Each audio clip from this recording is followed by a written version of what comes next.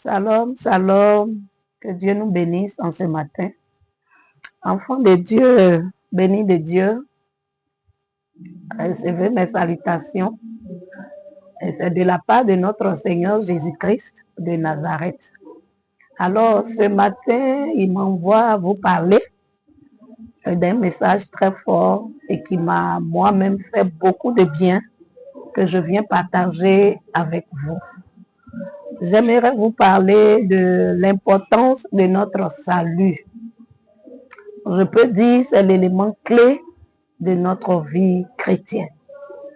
Alors, comment est-ce que nous pouvons vivre notre vie chrétienne sans trop se soucier?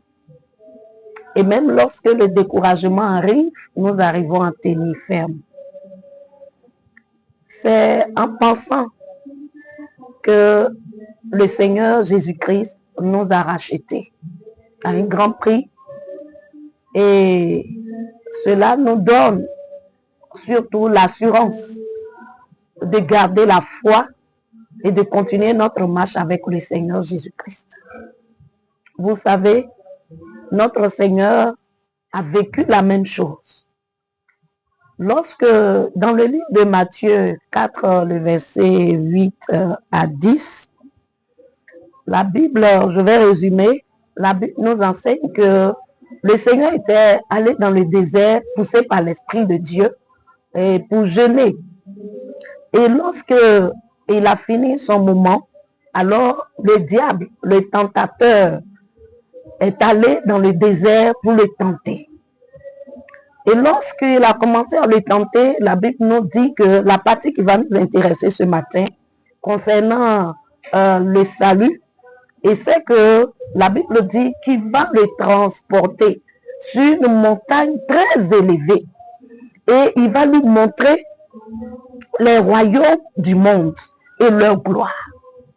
Et il va lui dire, s'il se prosterne et qu'il adore, alors il va lui donner toutes ces choses qui sont dans ce monde.